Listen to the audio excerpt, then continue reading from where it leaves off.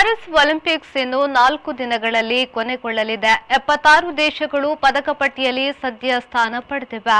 ಭಾರತವು 63ನೇ ಸ್ಥಾನದಲ್ಲಿ ಇದೆ.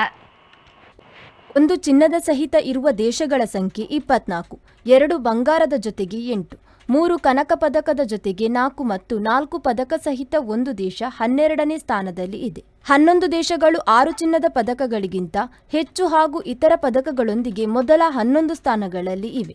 ಕ್ರಮವಾಗಿ ದೇಶ, ಬಂಗಾರ, ಬೆಳ್ಳಿ, ಕಂಚು ಹಾಗೂ ಒಟ್ಟು.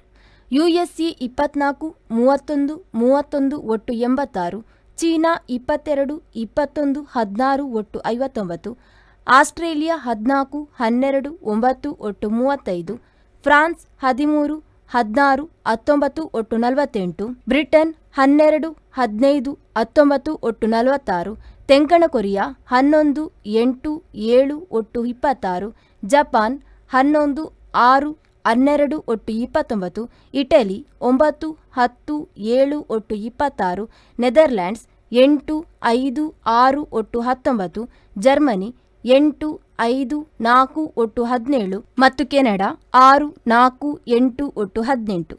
ಬ್ಯೂರೋ ರಿಪೋರ್ಟ್, ವಿ4 ನ್ಯೂಸ್, ಮಂಗಳೂರು.